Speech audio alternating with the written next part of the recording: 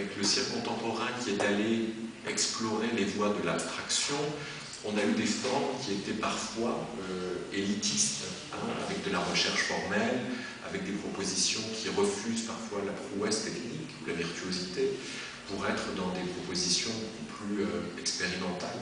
Et donc forcément, on s'adresse à un public soit averti, soit un public qui est déjà consommateur de danse contemporaine, de théâtre expérimental, etc. Donc on se coupe quelque part d'une partie du public. Ce qui est intéressant avec cette tendance, c'est que le cirque urbain, quelque part, beaucoup de compagnies ont décidé de se reconnecter avec des formes de cirque très populaires et donc d'utiliser des codes qui sont très mainstream, comme on dit. Donc ce cirque urbain, pour moi, a ceci d'intéressant qu'il utilise beaucoup de codes qui sont les codes de la rue. Donc ça va être aussi bien le graffiti, le hip-hop, le breakdance, le BMX, la vidéoprojection, le rap. Donc on va avoir beaucoup de spectacles de cirque qui vont reconnecter avec ces formes dites populaires, mais aussi avec l'idée de prouesse. C'est-à-dire que tout à coup, le cirque redevient le lieu où on a des corps particuliers qui sont capables de faire des prouesses techniques très très fortes.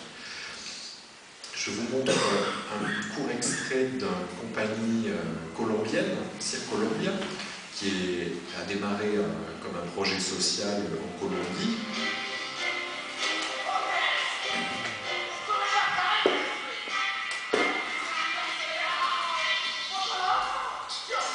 Donc c'est un spectacle qui a été présenté à Londres, qui a été présenté en France, qui a beaucoup tourné, qui a eu beaucoup de succès. Comment s'appelle cette compagnie? Cirque Colombia. Cirque Colombia. Cirque Colombia. Donc vous voyez, on est à la fois sur les codes à la fois sur du rap, sur la prouesse technique. Vous voyez tous les codes vestimentaires qui sont des codes de la rue.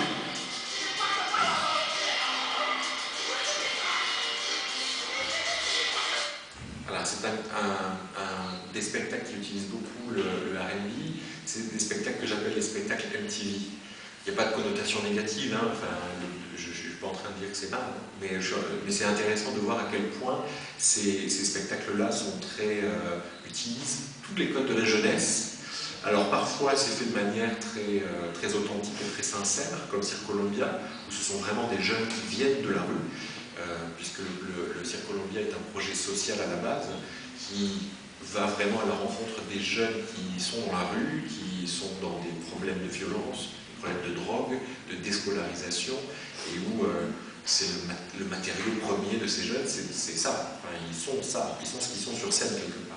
Après, il y a des propositions qui sont un peu plus, on va dire, fake, MTV, je ne sais pas comment dire, et qui utilisent à fond les codes du mainstream pour créer des spectacles qui sont un peu moins, je dirais, dans la sincérité des artistes sur le plateau, mais qui utilisent exactement les mêmes codes. Donc là, c'est un spectacle du Canada, de Montréal, avec cette compagnie éloise, qui est une compagnie qui est très connue, évidemment, qui propose Heidi, et qui est aussi intéressant parce que, pareil, elle utilise le voir.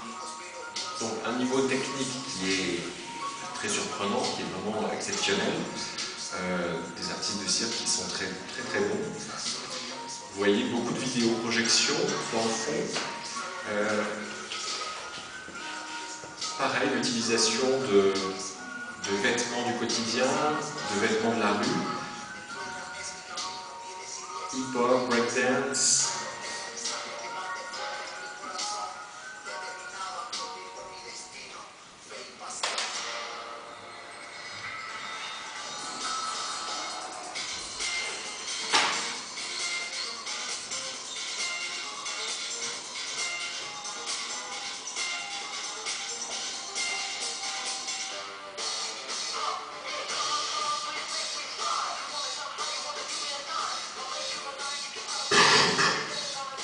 Donc on a vu le roller, le BMX, la danse, un décor urbain qui représente un skyline d'une ville avec énormément de vidéoprojections. Vous voyez des graphes aussi tout le long du mur. Donc on est vraiment sur ces codes MTV très, très populaires.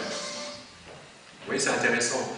On est au Canada, où on est en Colombie, et on a quelque part des spectacles qui sont finalement assez proches. Donc voilà, je vais très vite sur ce cirque urbain. Ce qui est intéressant dans cette espèce de tendance transnationale, c'est que ces spectacles récupèrent l'urbain, donc parfois sur des choses qui sont très télévisuelles et très partagées, mais aussi questionnent aussi un urbain qui est parfois très local. C'est le cas de cette compagnie finlandaise, Renaissance Company, qui est une compagnie qui a eu énormément aussi de succès, qui a beaucoup tourné dans toute l'Europe, mais au-delà, à New York, en Australie, etc. Et qui, quelque part, pourrait rentrer dans plein de catégories différentes, mais qui va interroger un urbain en utilisant, pareil, le hip-hop, de la musique très particulière, mais qui va utiliser, par exemple, les pneus de voiture, donc cette idée d'un urbain qui est abandonné, qui est dangereux, et qui va beaucoup jouer sur la notion de violence urbaine et de prise de risque. Donc 3 artistes sur le plateau. Cette compagnie vient de créer la semaine dernière un nouveau spectacle, pareil, qui va être une expérience intéressante parce qu'ils sont allés chercher une roue de la mort, donc cette espèce d'énorme engin qui tourne comme ça sur lui-même. Donc pareil, comment on intègre ça dans une tournée, dans une dynamique économique, comment on présente des spectacles qui ne sont pas sous chapiteau, parce que c'est une compagnie qui n'a pas de chapiteau, mais comment on réintègre cette notion de grande échelle, de mégalomanie circassienne, etc. Une autre tendance, donc là je vous passe, il y aurait beaucoup d'exemples sur le cirque urbain, vous pouvez évidemment en voir plein. Une autre tendance, qui est aussi une tendance que vous connaissez sans doute, c'est ce qu'on appelle le cirque à la marge, ce que Jean-Michel Guy, un chercheur et un metteur en piste français, appelle le outre-cirque, alors ça pour traduire. Donc le cirque à la marge, c'est cette idée que le cirque n'est plus au cœur du projet de spectacle. C'est-à-dire que le cirque est un outil qui pourrait être à la disposition de l'artiste, mais au même titre que la vidéo, la danse, le texte, peu importe. Donc le spectacle se construit sur un propos artistique, une idée qui est très forte et qui va servir de colonne vertébrale à l'ensemble du spectacle, mais la technique de cirque va être secondaire. Donc ce cirque à la marge, il est intéressant parce que c'est quelque part une tendance qui est très forte, vraiment partout en Europe.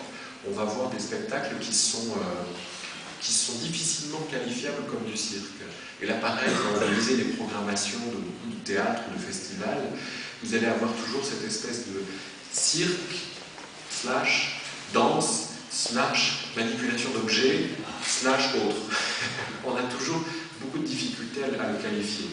Je vous montre un extrait vidéo d'une compagnie française qui s'appelle Non Nova, qui est dirigée par Philomena. Donc Philomena, qui était un jongleur, un très très grand jongleur, disciple de Jérôme Thomas, qui a travaillé avec Jérôme Thomas, et qui a créé des spectacles dans le temps qui s'éloignent entre guillemets du cirque. Et donc vous voyez cette proposition, qui est une proposition qui s'appelle L'après-midi d'un faune, qui est un spectacle vraiment basé sur l'idée de jongler avec du vent. Donc on est sur un principe de recherche entre guillemets circassien, et donc on a un performeur au centre d'une toute petite piste qui effectivement jongle ou manipule des sachets en plastique. Ces sachets en plastique vont être animés par des ventilateurs qui sont placés tout autour de cette scène, avec l'idée qu'on va créer des formes mouvantes, donc une manipulation d'objets et de sacs en plastique qui vont créer un